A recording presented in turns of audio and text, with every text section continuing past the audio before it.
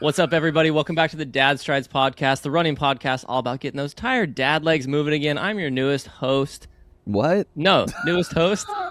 I'm your crustiest host, Caleb Babcock. Yeah, and I'm your super burnt out, has been washed up other dad. Yeah, guys, welcome back. We promised some extra content for, apparently, for our rut training block. We are halfway there. We are 6 weeks. Yeah, we're a month out. We're a month out. A little over a month out. Because the end, if you were to run back a 12-week training block, which is pretty standard, the end of 6 weeks was last week. So this is the 7th week of training.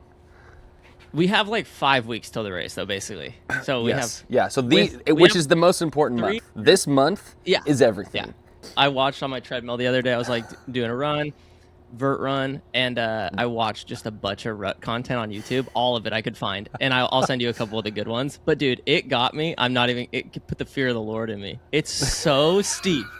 It's so dude, it's crazy. I am not gonna go run a flat trail. No. Like, why? Going and running a flat 12 steep. miles is the dumbest thing you can do. I looked at my quads the other day, and I like do a ridge check just to to see where I'm at, and I'm like getting fit. I think I'm in a good spot for a personal ridge check. I did a PRC, and they're not that chiseled yet. So I need to they need to have more definition by the time I get to this race. Dude, I did a run. I think the run started at like 6,000 feet, and then I ran up to like 8,000 feet. But it was 95 degrees outside still at that elevation, and this is like 2 weeks ago. And speaking of fear of the Lord, I had a come to Jesus moment where I'm hiking up something steep. It's hot. I'm at altitude. And all I can think about is how royally effed I am. Like I am so, literally in my mind, I'm like, I am so screwed. Like I am 2 miles into this and this is hard. And we have to do this for the next, do this for 10 hours. And I had a moment of realization where I was like, I don't know if I can do this. Like I had a true moment of self-doubt. Do you think it's better to go in just both of us scared and kind of worried, or more confident and cocky? I think scared and worried. I think set the bar. I mean, my dad's life advice wasn't always the greatest. The first thing he always said was be good or be good at it, which is hilarious. It's like if you're going to be bad, be really good at being bad so you don't get in trouble. And the second thing was just it's not that bad advice, actually. Set the bar low and you'll never be disappointed. That was another thing. I like that one. And I feel like that is I literally in my mind, I'm like, I'm barely going to make cutoffs. Like that's where I am in my mind, just so that I can exceed expectations because it's so steep. The longest run I've done is 12 miles. So that I need to start ramping up some bigger efforts. But at one point we have the San Clemente ski slopes, which are these really, really steep, short climbs. And I looked at my watch and it was a 50% grade. And whoa, dude, it is the worst thing ever. It is so steep. It just, you if you feel like if you're going to fall, you're going to roll down the hill. And that's a lot of the rut. And thinking about that was just an absolute gut punch too. I was just like, yeah, I had a pretty good run. It was a good run, but afterwards I was a little bit worried. So I did Mount Pilchuck twice. Right. I did a repeat, which I've never done. So I'm proud of myself for going down to the car, got new bottles, went back up. And that second time up, people coming down were looking at me because I already passed them, and they were like, "What are you doing?" I was like, "Oh yeah, gotta go up again." Nothing. So dude, I felt good. I was like, I did it strong. The second one was mostly a hike up, but I get back to the car. And on my watch, I'm like 3 hours. All right, cool. That's a really good run. 3 hours. And then I started doing the math, and I did 4,000 feet. Doing the math which is great. 40. I did 4,200 feet, and it was 11 miles. Dude, do you know what that is? 4,200 feet and 11 miles is a third of the rut. Right. And I'm not at altitude, and it took me 3 hours. So that's 9 hours. If you add that together. And you felt pretty good. And I was like. Yeah, you felt pretty good. I felt awesome. I was moving, and I'm not at altitude. And so I'm like, wait a second, 9 hours if I did 12,000 feet of gain in 30 miles. Right. And then I started getting scared. Right. I was like, oh, this is serious. Yeah, I think, we've both been on a similar journey where we're realizing how insane this race actually is. And then I did some research because a buddy of ours, Eric, which he got injured right before Speed Goat, I think is the one race in Salt. It's in Snowbird. Yeah. It's called Speed Goat. and I was looking up and I was like, what is the hardest 50K in the United States? And it said basically Speed Goat and the It's Rut. Speed Goat and the Rut. It's Speed Goat and Yeah. the Rut. But it started edging. It said Speed Goat is more runnable, but it's usually hotter. Like it's usually like it's warmer because it's in July. Yeah. The Rut is usually cooler, but it said it literally was. It was like some blog, and it was just like, the terrain is just the most nefarious running terrain that exists. Like it's just not runnable. Yeah. Like it's just not. It's so steep. It's so rocky. And After watching the videos though, the first we definitely have like the first. there's runnable I don't know sections. how many It's miles. the beginning. There's runnable sections. Yes. Yeah, the beginning's And like the mountain end. bike trails, like normal. Yes. Yeah, but then the shaly stuff is like very loose, thick rock. It's not like Rudy technical. It's Right. like it's like stepping on like baby head rocks and they all Right. move. And that's kind of what that's my biggest unknown, is that because that doesn't really exist down here. You know what I'm saying? Right. Like I'm not training on like like I could run in sand, but it's like there's not really something that's like that No. comp. You have to like each step just takes so much more effort if you try to run Right. it. It's better to just do like a swift hike on that, Like a little that kind of shuffle. stuff. Have you been strength training? No. Me neither. I totally did. I totally I pulled do the my calf eject. raises. Okay. I do calf raises like every day just because my Achilles, like my plantar is still, it helps it like calm it down Right. if I keep that muscle up. But I know. I was like, dude, I'm no. gonna do so much strength training. I've done maybe 5 workouts. I just think we have to lock in, dude. We have like, if we lock in for 4 weeks, just commit Right. super hard. Yep. We'll be in such a good spot for it. And I feel like with our work schedule, we have the time right now. We just have to Right. like every other hobby or anything else right now just has to like It has go to- away for a month. Yeah. Totally. So And we just have to 10,000 feet a week of vert for me is my plan. oh yeah, that's brutal. But you haven't gotten close to that, have you? Or you have once? I got 9. You got 9. 1 week. I can do it, So, though. so my Just have to- highest vert was 6,800 feet in a week. My highest mileage right now is 37 miles. This week I'm supposed to run 43 miles with 8,000 feet of gain, according to like my Excel sheet. Nice. Unless I'm going to the mountains, it's hard to find that much vert. Like I was talking Totally. to shout out to David Kania. He's training for UTMB right now. So he did a San G double the other weekend. He invited me. I saw that. He's like, do you want to go run San G twice? And I said, no, I don't. I don't like. That's Well, a but you know what's funny crazy is he run. basically did our race, not technical, not the same, but whatever. But he basically did because I think he ended up doing like almost 30 miles with like 8,000 feet of gain. So he pretty much did what the Rut is equivalent to, which I was like, that probably would have been a great thing to do. I just didn't have time. I just like the wife and kid Yeah. work deal is. Well, speaking not- of time, you want to what's been taking up your time Oh lately? yeah. So shout out to all the homeowners. Let's hear the story. Yeah, shout out to all the homeowners out there that have had to deal with insurance and all the BS of owning a home. Basically, our AC unit, which we just had installed because we love air conditioning when it's hot, it feels great. Something happened where it broke and a bunch of water, because there's no water that goes to your AC unit. There's water that's supposed to leave because it's like the condensate pump. I've learned a lot about this recently because it leaked everywhere, unbeknownst to us, under our floors, up our walls, into our cabinets, and our entire downstairs is demoed right now because of that leak. So we've been displaced. Yes, we're at my in-laws right now, which is why I'm outside.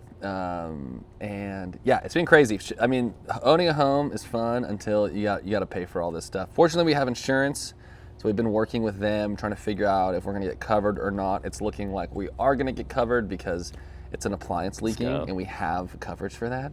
Dang. So yeah, not boohoo us, but more learnings for everyone who owns a home. Knowing your insurance policy, very important. And it's really easy to do that now because you just throw it in chat. Say, like basically I was talking with, I have a whole chat thread where I threw it my policy, threw it what happened, and I was like, do you think we're covered? And it actually gives you a really good like version of what will most likely happen, as well as like any exclusions. That's another thing I've never thought about is like when you do stuff on your house, if the person's licensed, that means they have insurance, which means they probably have a warranty for their product. Never thought about that. I've never thought about that hiring anyone. And I know, Caleb, you're like, me and my dad just do it. Yeah, the deck you and your I don't. your I want to parents put built. my. Where do you even find your insurance policy? Just like on the website? Your wife should have it.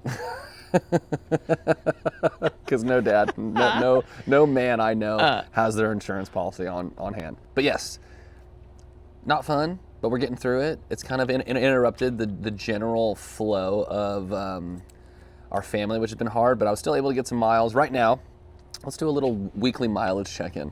I haven't ran yet today, but I'll probably go run 6 with some hills.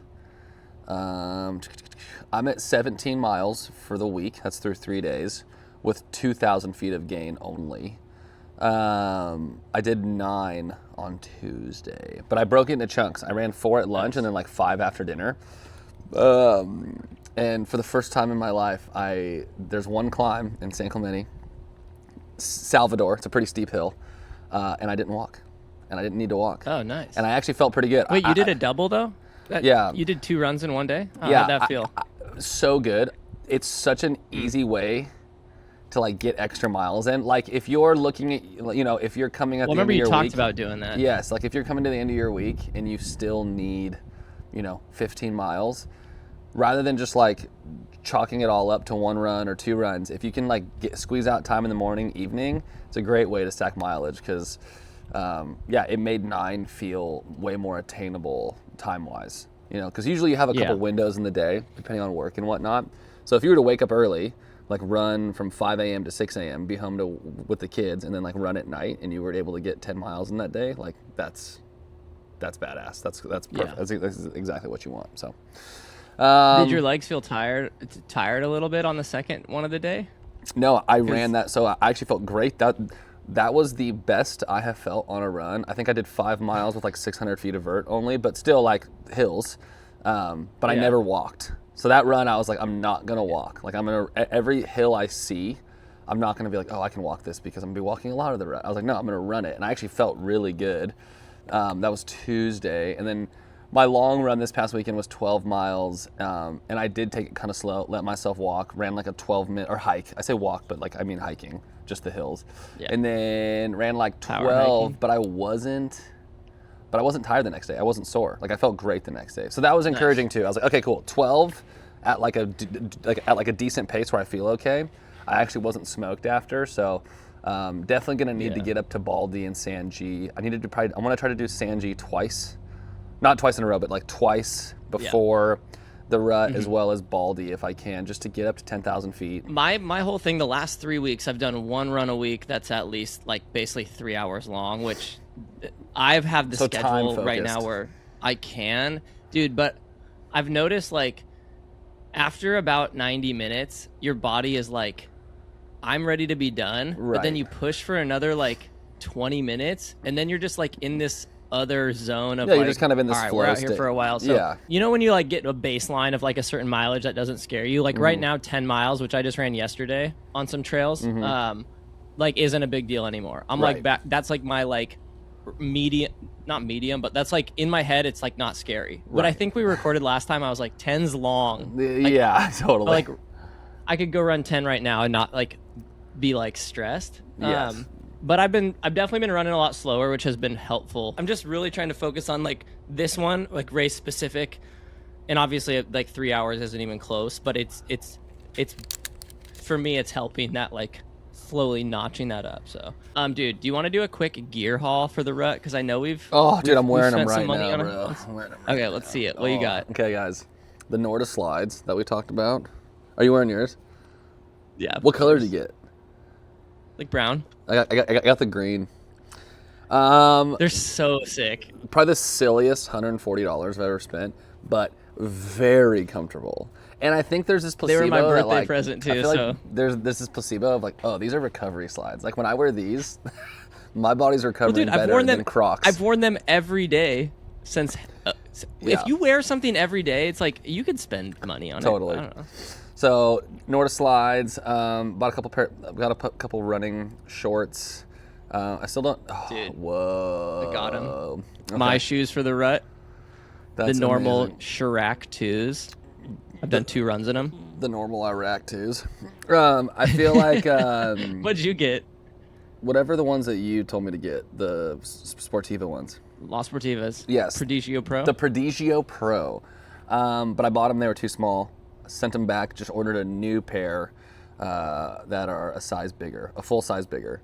They haven't come yet? They haven't come yet. I didn't order them right away. I like a good boy, waited for my refund to hit, and then I paid for them. Nice. Yeah, I was like, I don't want to be out $500 on these running shoes. It's hard to look your wife in the eye when you're spending thousands of dollars on your hobby.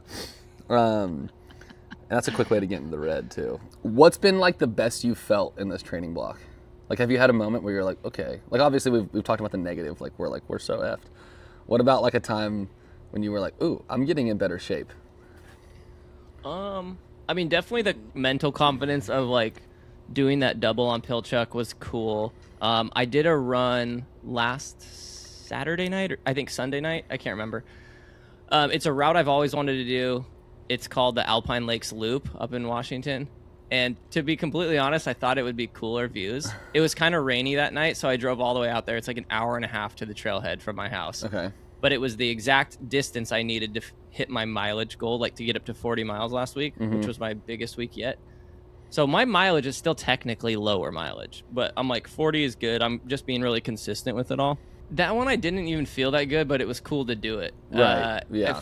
It felt fine, but it was 16 miles. The trail was actually pretty technical and kind of beat up more than I expected. And I had a few views of mountain lakes, but nothing crazy. So, dude, honestly, my legs have felt tired most of my runs. Yeah. I'm not like, I haven't felt like pop yet. Maybe that's just because I'm actually training them good and they're kind of dead tired. feeling. Yeah, on my yeah. easy runs, it's easy, but I feel like even on some of my easy runs, my heart rate still gets up on like little humps. And I'm Right. like, dude, I should be able to go up this like 50-foot climb without like my heart rate going Right, up without 10 like beats. this feeling so hard. Yeah, I feel like Yeah, no. one thing I've done in this training block is like I'm like very much paying attention to like my Koros load, like my training load. Oh yeah, And I've been very much staying in the optimized, like higher end of optimization. And like right now, Nice. if I go look at Koros, you can like look at your training status and then the trend. And then I've basically been in the Not optimized zone since the end of June. And then like right now on the week, it's like your intensity trend. I'm at 125. Is it the lower one or the higher one? Yeah, it's the lower one. The higher one obviously is a graph that means something too. It's probably good. I think the higher you go, the better, but I don't actually know what it means. Okay, dude, I'm right in it too. Yeah. No. So like Feels right now, good. this week, and it's a 7-day training load, so it's not like, it doesn't start over. It's just your previous 7 days. So my previous 7 days, I'm at 125%. But that's without running today. So if I run today, I'll be up to like 140. And then when it's like trying to like, and then just push that as close to one. I don't know what actually, it says recent training may be overreaching or excessive if you're over 150%. Overachiever. Yeah. I mean, what is right that's the now? thing, Wait. What is your base fitness? Base fitness. Actually, I don't know how to look at that. Or I'm 107, 107, right here, right in the middle. Base fitness. Oh, nice. Your load impact. Oh, dude, I'm so much lower. I says mine's at base fitness 70, load impact 88. But no, I really need to like Lock in. try this month. Lock in. I'm gonna lock in. I feel like I've been locked in. I've actually had less motivation for some reason for like early morning runs. I'm like super lazy in the morning. We've been sleeping until like 7:30, 8. The kids are like doing good sleeping in, so I'm like, and I want my coffee and breakfast, then I work. Yeah. And so all my runs are either midday or but I love running in the afternoon. I'm like I'll run at 6 p.m. The middle of summer, I could go after bedtime at like 8 and have light out. That's sick. But now it's like I either go right before I'm missing dinner or I like miss bedtime. Right. Or today I'll probably go in like 2 hours in the heat of the day as well. Go do like a hike climb. I'm gonna go just do vert today, but I'm not gonna go like high heart rate. Hopefully, unless I feel good. Yeah, I'm probably gonna. I just got the word from my wife that she'll take all 3 kids to jiu-jitsu because 2 of them do it. The baby is really annoying to have there because there's like no space, so you just have to be outside the whole time. But if she takes Benny to jiu-jitsu, then I can leave here at like 4. And then go on like a nice hour and a half run and be back when she gets back, which is tight. And then also, because of the way the sun sets, if you go run the hills in the evening, you do find some shade, which is nice. Because like here, it's like, if you're in shade, it's not that hot. Because like right now, it's probably 81. But when the sun's on you, you just feel like you're being cooked. When the sun's not on you, it's not bad. And there is no shade in Southern California because we have palm trees. But I feel like, so that'll be dialed, and that hypes me up. And she said, thank you for telling me what you need. And I was like, ooh, I like that. That's good. Oh no. What's up, Mitzo? I cut his hair so bad. I know, dude. Hi, Barry. Hi. Barry, are you excited to watch your dad blow up in Montana? Hi. All right, get out of here. So cute. I'll be out in a few minutes. Just click.